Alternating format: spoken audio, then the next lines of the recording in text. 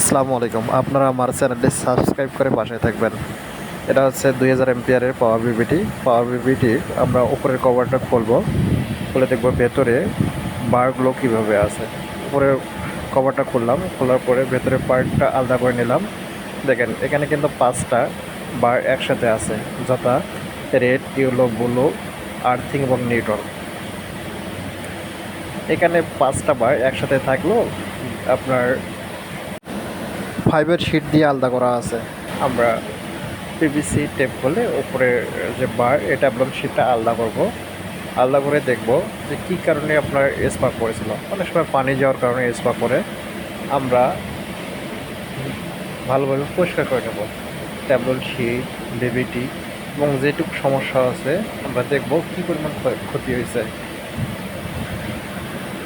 দেখেন এখানে ভাই স্পার্ক করার কারণে এরকম সমস্যা হয়েছে। যতগুলো ফাইবার শিটের সমস্যা আছে তা আমরা নতুন করে ফাইবার শিট কেটে লাগিয়ে দিয়ে সেপারেট করে নিব। এই হচ্ছে একটা বারের বা মাথায় যে ময়লা আছে আমরা এটা পরিষ্কার করে নিলাম। সবগুলো পরিষ্কার করার পরে আবার ফিটিং করে আমরা দেখতেছি আপনার কত হোমস দেখায়। আপনার গিগা হোম দেখাবে, এখানে দেখেন 11 গিগা হোম দেখাইতেছে একটার সাথে আরেকটা।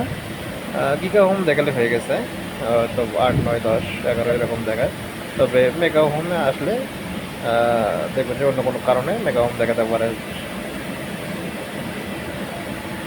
এখানে দেখেন আপনার 11 গিগা হোম দেখাইতেছে, 11 গিগা হোম দেখাইতেছে, মানে ঠিক আছে। আমরা আবার বারগুলো ঢুকাই নেব, ঢুকাই নিয়ে সিলিকন দিয়ে তারপর উপরে কভারটুকু ফিটিং করবো।